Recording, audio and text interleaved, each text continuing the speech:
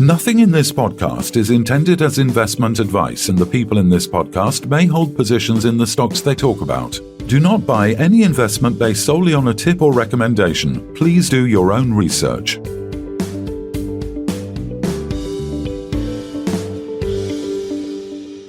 Hello and welcome to the Midweek Takeaway. Today we're joined by Robin Brundle, Chairman of Technology Minerals. Welcome back, Robin. How's things? Thanks very much, Phil. Yes, we're seeing some light at the end of a long tunnel now. Thank you. And very pleased to be able to send the recent RNS out. That's for sure. Yes, obviously you're alluding to the news that Technology Minerals PLC's 49% owned battery recycling business, Recyclers Group, has received a Schedule 5 notice from the Environment Agency for your lithium-ion recycling plant in Wolverhampton, West Midlands. This notice is the final stage before a license is granted, which will enable the plant to start recycling operations. Sounds like things are getting close now. Yes, they are. So you'll know that we previously reported that the Environmental Agency went out to a consultation, which was a consultation for all of the key services such as fire, highways, health and safety executive, council, neighbours, and a bit like a planning application, but most people will have experienced a planning application. It's a similar type of thing. And so that process concluded just on the tip of Christmas. And pleasingly, none of the key agencies had any pushback at all. So really what this is a final round of questions, if you like, a request for information, of which we had just over a handful of technical questions that needed to be answered. And one of them, which we knew would be around the fire suppression and disaster recovery planning, because we had more than one option around the fire scheme.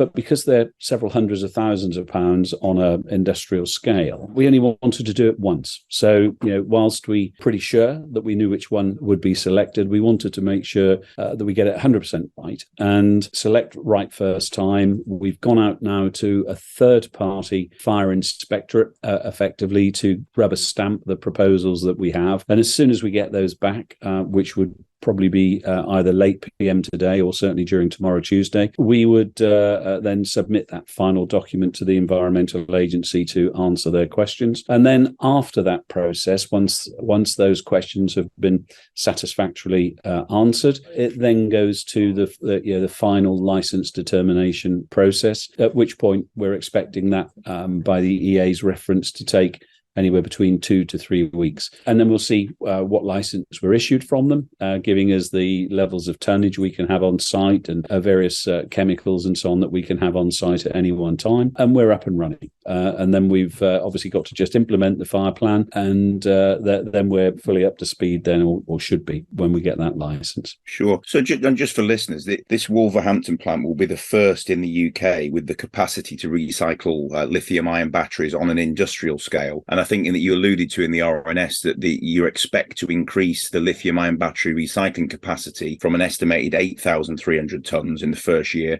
to around 41,500 tonnes by 2027. Do you want to just talk us through the scale of this operation?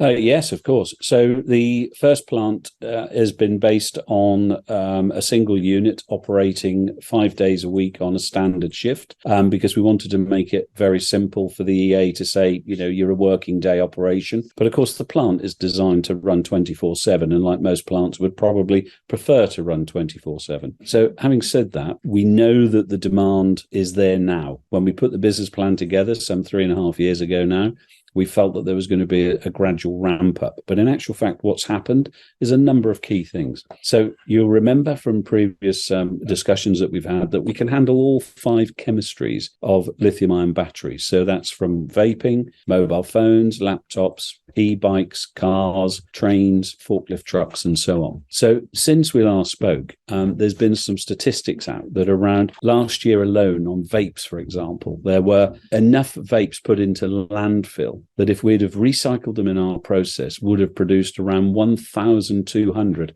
car battery packs. So that gives you some idea of how the vaping industry in America in November, every second in November, there were 5 vaping devices put into landfill. So we've got this, this sector that we thought was going to go down the rechargeable routes has suddenly gone down to single use. And, tobacco companies that were 2 years ago selling 3 million of these rechargeable are now selling 25 million by direct comparison of batteries that are single use effectively in these vaping devices. So that tsunami has come at us much faster than we thought. We've also got the e-bike sector, which is, I think in the UK, there's just over 6,000 centres. And they're each putting sort of 25 batteries into a landfill, I guess, right now, because there's nowhere else much for them to go. And they're all sitting there ready to go. We've had all sorts of companies from global OEMs, offshore energy, with thousands of tons, literally thousands and thousands of tons that's stored up. There's pent-up demand just waiting for us to go live effectively, because the rest of the world is shut, because nobody else is processing in any volume. You can't ship your waste in lithium ion terms. You can't ship it to anywhere else because they can't take it effectively, because they've got, apart from a legal landfill, there's no other credible and correct way to dispose of them. So we still sit with early to market advantage here. We don't see any competitor coming at us at all with any automated process. One or two people are starting to look to try and hand dismantle, but the economies of scale of that, are quite restrictive. And certainly, they won't trouble us with taking any feedstock and so on from us. So, we've got a lot of pent up demand out there. And as you know, the government some time back made our company of national importance in status, and we still hold that status today. So, we're not complacent. We're aware that we will have competition, of course, but we still think we've got around an 18-month head start on that, and we're going to leverage that as quickly as we possibly can. Yeah, on that point, Robin, I mean, this has taken far too long, both from a company point of view and from government legislation, et cetera, et cetera. You expect it to be well ahead of where you are now. So how do you anticipate to catch that up, or is that lost time now? Like anything in manufacturing, Kevin, unfortunately, you've got lost time there that you just can't get back. But the only saving grace for this is that the front end feedstock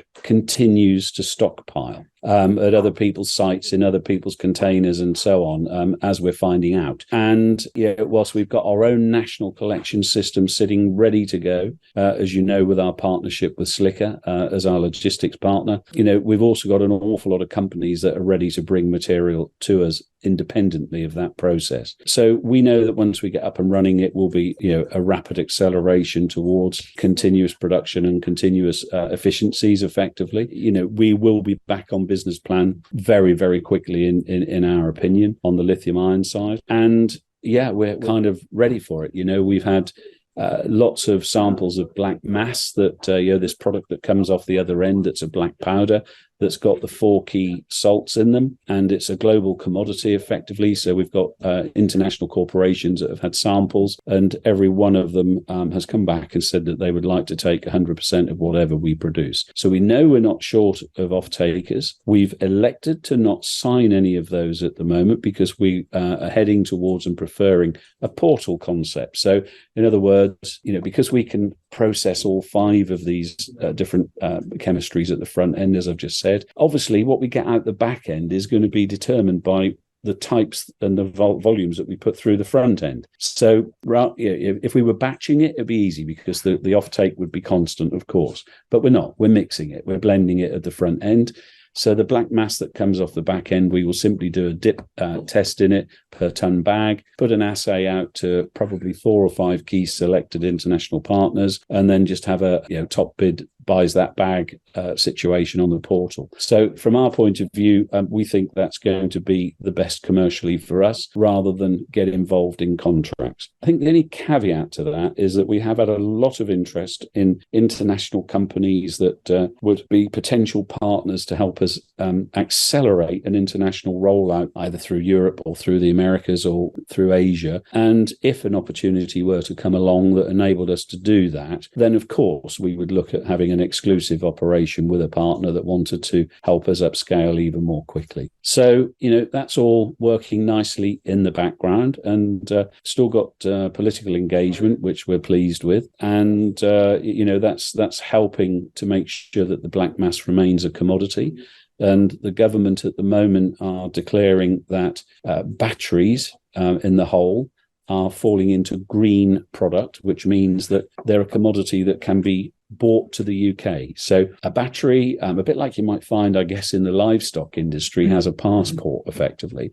and providing all of the paperwork flow for its journey is in place, we can accept battery stock here in the UK. So we are hopefully, the government's support here, trying to make the UK a destination for other people's battery waste so that we can process it here, get the commodities, and then the ultimate goal is to make sure that the UK then has a capability to separate these materials back into their constituents, thus bringing raw materials into our borders rather than having to rely on buying them in as raw extracted materials effectively. So what is the situation then in terms of if you had to build another one of these again and get it processed and get it licensed? Are we going to go through the same laborious length of time again, do you believe, or what's going to happen? I think now that we've got no is the answer. Sorry, the short answer, the direct answer. There's nothing worse than people talking around a point, so I didn't intend to do that. Sorry.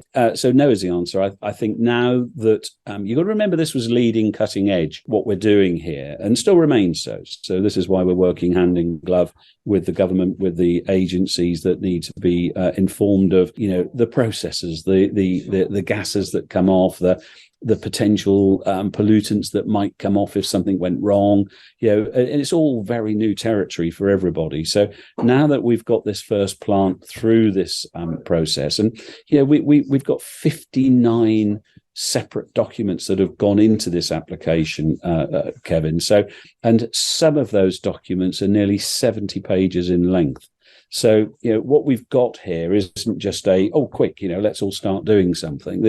This really is a very serious start of a whole new technology and a whole new process here. And so what we would do, I think now, is that previously we've had to go and look for pieces of land that have already got a hazardous waste permit and then vary it to lithium-ion batteries. Since we started that journey, what's actually happened is that there's been one or two very strategic zones that have been put into cities or around cities that are specifically already pre-planned for green energy, waste, recycling in certain areas. So what that really means is that the councils have given a pre-approval just with final application details that could even take 4 or 5 months, for example, to get planning. So what it's done is that frees us up to not have to try and find existing hazardous waste sites and then negotiate. It's opened us up to an awful lot more opportunity to find buildings and pieces of land that already have got a welcome sign on them rather than, oh my goodness, what are you going to do with this, So we do think, that 2, 3, 4, 5 plants 2, 3, 4, 5 will be much smoother. Just going back to your previous point, Robin, about the whole, the manufacturers, etc., the Teslas of this world, and saw a news announcement a few weeks ago that Fortescue Mining's Andrew Forrest, one of the Australian billionaires, has basically invested heavily in Williams Advanced Engineering for the Formula E cars, etc. And then there's a reverse kind of synergy where you have Tesla as wanting a supply chain of the graphite and all the masses. How long do you think it'll be before there is interest from car makers to want to have almost one of these lithium-ion plants on their doorstep so that they can take the black mass straight into their manufacturing process? It already exists, Phil. We've got some advanced discussions with car companies. We have also priced trial runs, confidential trial runs for OEMs that want to send certain levels of material to us and have a batch so that they could see if it were to be sitting in their factories, what would we be giving them back? They know what they're giving us, of course, because they've manufactured the batteries. So we have a number of those programs sitting in the background, and there are some that have got some bizarre chemistries that may even need their own design of our plant. So they need our process. But the plant itself needs to be made of slightly different materials to handle their bespoke particular proposition. So we've even got quotes out for that type of operation at the moment as well. So I can't really go into any more detail than that, but certainly it's a very good question. And to your point, there are mature discussions in the background around the point you make. Sounds very, very encouraging. A lot going on. a lot going on. And we have I can't again go into too much detail, but we have an exciting proposition that of a way to potentially handle these vape devices going forwards as well. And we'll come out with more information on that probably in early April. Very good. Robin Brundle, Executive Chairman of Technology Minerals, thanks very much for your time. Thanks, Phil. Thanks, Kevin. Good to speak as always. Yeah, thanks, Robin. Thanks a lot. This podcast was brought to you by Roast PR Limited. If you would like to appear on a future episode of The Sunday Roast, please email admin@thesundayroast.net.